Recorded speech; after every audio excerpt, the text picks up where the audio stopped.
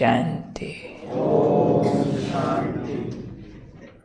ओम शांति। आज का स्वमान।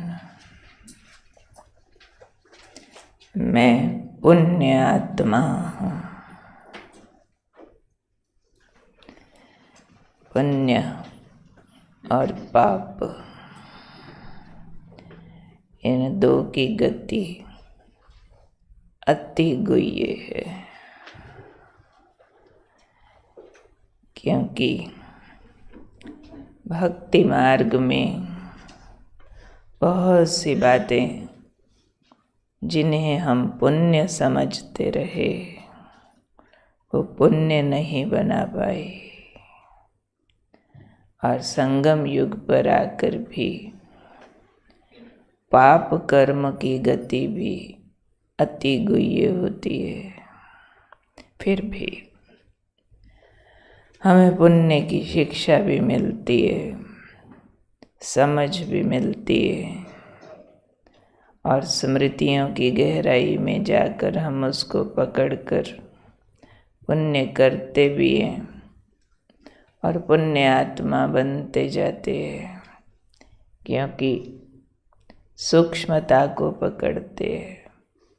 भक्ति मार्ग में कहते हैं तीर्थों पर जाने से पुण्य होता है, इसलिए उसकी रिपोर्ट आए ना आए, लेकिन भक्ति मार्ग में जिसको अंधविश्वास कहा, बार बार कभी पानी में नहाएंगे, कभी मूर्तियों के दर्शन करेंगे, कभी चढ़ावे चढ़ाएंगे, और अंदर अपने आप को एक बहलावे में रखेंगे कि हमने बहुत पुण्य किया है जी, हमने चारों धाम किए हैं, ये किया, इतना दान किया, उसको पुण्य मानते रहे।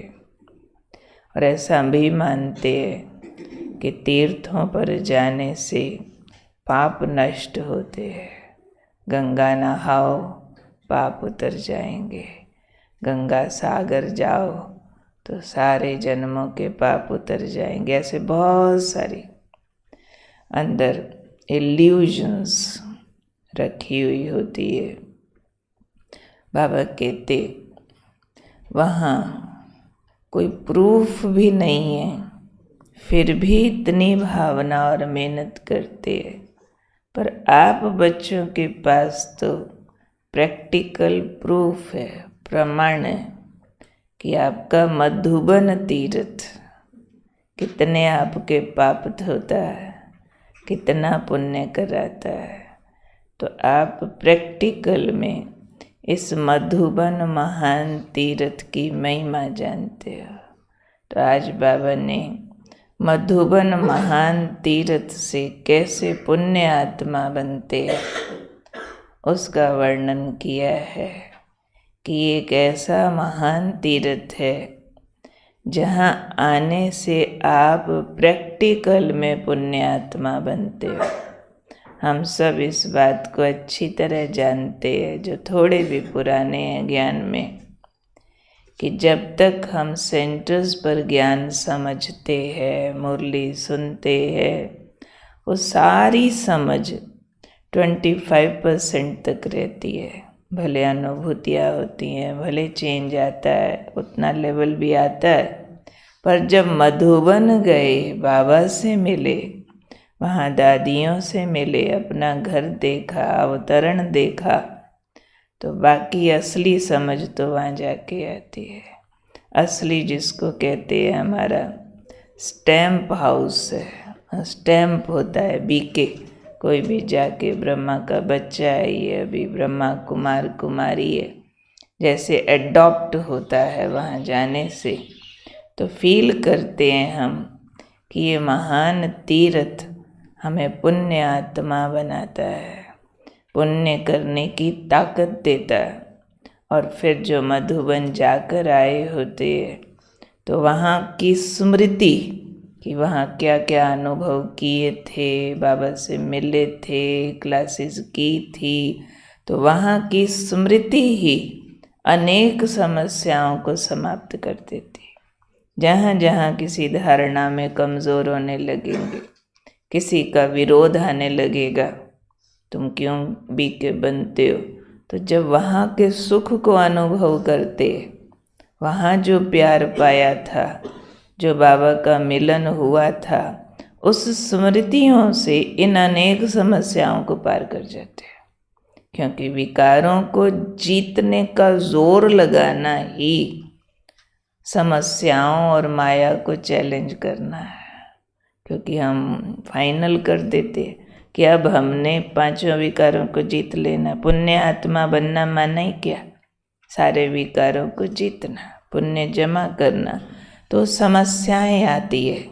लेकिन मधुबन की स्मृति अनेक समस्याओं को पार करने की शक्ति देती है। तो बाबा ने आज बड़ा प्यारा शब्द यूज़ किया है कि ये स्मृति एक ताबीज बन जाती है। ताबीज क्या चीज़ होती है? किसी ने किसी बात के अगेंस्ट कोई ताबीज पहना हो तो उसको उस बात का वार नहीं होता। समझो किसी को कोई इविल सोल तंग करती हो और कोई गंदा ताबीज करने वाला उसको ताबीज पहना दे, कोई मंत्र फूंक के, कहेंगे अब ये तुम्हें इविल सोल तंग नहीं करेगी, यानी उससे छुट्टी। वो ताबीज पहन लो तो सांप नहीं काटेगा, ताबीज पहन लो तो ताबीज माना एक एंटीडोट है, किसी भी चीज़ के अगेंस्ट एक पॉजिटिव एनर्जी। तो बाबा ने कहा मधुबन की स्मृति आपके लिए एक ताबीज का काम करती है। वो स्मृति गले में पहनी और माया भागी, ऐसी ताबीज जो काम करती है। तो ये मधुबन ताबीज है। मधुबन के वातावरण को बाबा ने कहा सिर्फ याद कर लो तो बहुत सुख शांति में चले जाएंगे, क्योंकि वहाँ जैसा वातावरण पूरे वर्ल्ड में कहीं नहीं है। वहाँ की धरती पर पैर रखते ही हाईएस्ट एनर्जी अंदर एंटर करती है, दुनिया भुला देती है, माया भुला देती है, माया जीत का अनुभव कराती है। तो केवल मधुबन के वातावरण को याद करना भी सुख शांति का अनुभव कराता है। मधुबन में आना बहुत बड़ा भाग्य है। तो हम सब मधुबन के वातावरण को जानते हैं, मधुबन वाले बाबा को जानते हैं, मधुबन की ताकत को जानते हैं और उसको जीवन में अनुभव करते हैं। और हम सब ब्राह्मणों का होम टाउन है मधुबन, हम सब का परमानेंट एड्रेस मधुबन होता है। हाँ, ये है कि शांति धाम वासी है, वहाँ जाएंगे, लेकिन साकार दुनिया का हमारा घर पूछो तो सब ब्राह्मणों का घर है मधुबन। मधुबन जाना होगा तो कहेंगे घर जा रहे। और हम बहनों का तो आधार कार्ड ये वो सब मधुबन का ही बनता है। और वहाँ आबू पर जाओ, माउंट जाओ, तो रास्ते में जो टोल टैक्स पड़ता है हमको नहीं पड़ता है। क्यों? हमारा होम टाउन माना जाता है कि हम वहीं के रहने वाले हैं। तो हम सारे ब्राह्मण फाइनल मधुबन वासी है। तो मधुबन वासी की स्टैंप अपने को पक्की लगाकर उन स्मृतियों में रहें तो माया तलाक दे के चली जाएगी कि मुझे इन मधुबन वासियों के साथ नहीं रहना है। जब देखती है ना ये यहाँ आके थोड़ा थोड़ा मेरे से सिमिलर हो जाते हैं तो माया आपके घर में रहती है। लेकिन जैसे ही आप मधुबन वासी का टैग पक्का करते हैं, माया कहती है अब तुम्हारे साथ मेरी नहीं बनती है भाई, अब मैं कोई और घर देखूंगी रहने के लिए, इनके पास क्यों रहना है मेरे को, तो चली जाती है। तो हम जब जब मधुबन गए हैं, जो बाबा मिलन के अनुभव हुए हैं नोट करने चाहिए। जो जो वहाँ महान संकल्प किए हैं दोहराने चाहिए, ताकि वो महान संकल्प फिर से कर्म में उतर करके आए। सिर्फ इतना पूछती हूँ, आप में से कौन कौन है, अभी कोई नए नए भी है तो जो अभी तक मधुबन अपने घर नहीं गए है, वो हाथ खड़ा करो। बहुत थोड़े हैं। अच्छा, फिर से हाथ खड़ा करो। बन जाएगा प्रोग्राम, बन जाएगा, थोड़े सही। बाकी जो जाके आए हैं बहुत बधाई के पात्र हैं। बाबा ने कहा आज वरदान में, इस धरनी पर कदम रखना भी, आना भी बहुत बड़ा भाग्य है। आखिर तो भगवान की अवतरण भूमि, ब्रह्मा की कर्म भूमि, जगदम्बा माँ सरस्वती की कर्म भूमि, 108 रत्नों की कर्म भूमि, विजयमाला की सच्चा सच्चा दिलवाड़ा मंदिर, जहाँ दिल वाला आता है। तो ये आने वाले टाइम में तो आबू सारे विश्व का महान तीर्थ बनेगा। बाबा ने कहा हुआ है, आबू से माउंट आबू तक लाइन लगेगी। एक ट्रेन से आएंगे, दूसरी से चले जाएंगे, रहने की जगह नहीं होगी। ऐसा भी टाइम आएगा, बाबा ने कहा था मुरली में, आएंगे एक दिन रात पहाड़ी पे सो जाएंगे, बाजू का तकिया बना के, ये भी बाबा ने बोला था। हाँ, अटैची या बाजू का तकिया बना के पहाड़ी, कहेंगे आने दो, बस आने दो, पहाड़ी पे सो जाएंगे। रहने की जगह नहीं है ना, कोई बात नहीं, खाने को नहीं, कोई बात नहीं, इस धरती पे आने दो, एक बार आने दो। तो ऐसे लाइनें लगेंगी, आए गए आए गए।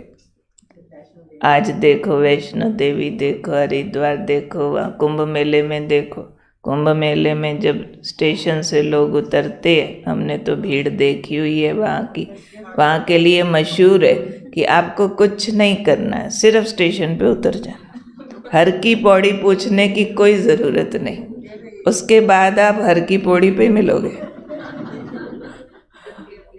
दूसरा बताते कि ऐसा रश होता है वहाँ, जो लोगों के सिरों पे चढ़ के दौड़ना शुरू कर दो ना तो भी गिरोगे नहीं, इतनी टाइट भीड़ होती है। हम तो 2 बार 3 बार वहाँ कुंभ के मेले में सेवा पे गई हूँ, तो सारे रोड्स पे गाड़ी नहीं चल सकती, सिटी वाले, इतना अंदर रश होता है।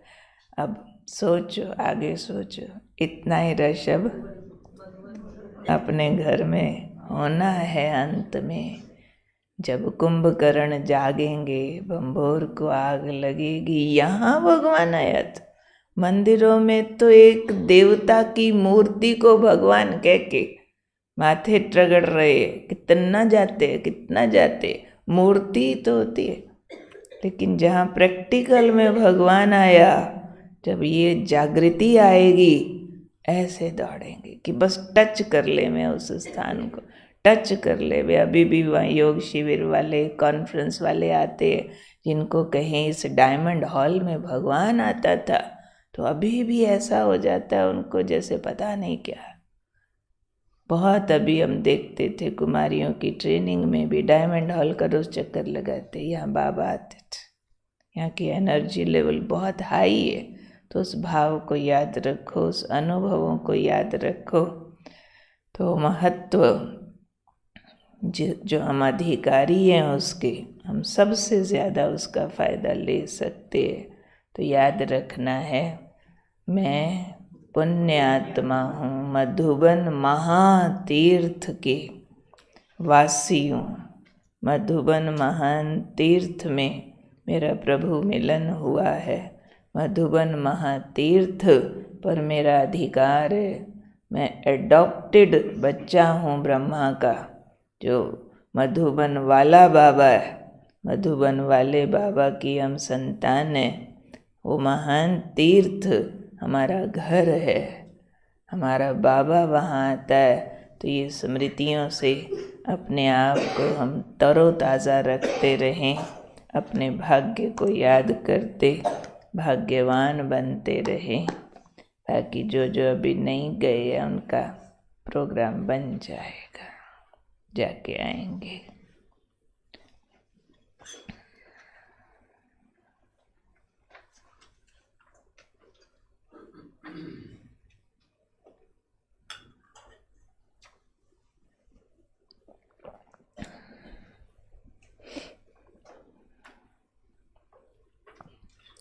प्रश्न।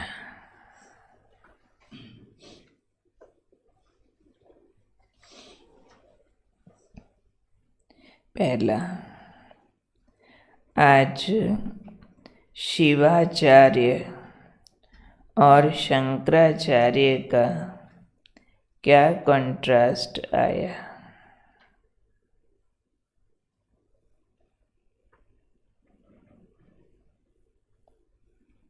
दूसरा, सदा खुश रहने के लिए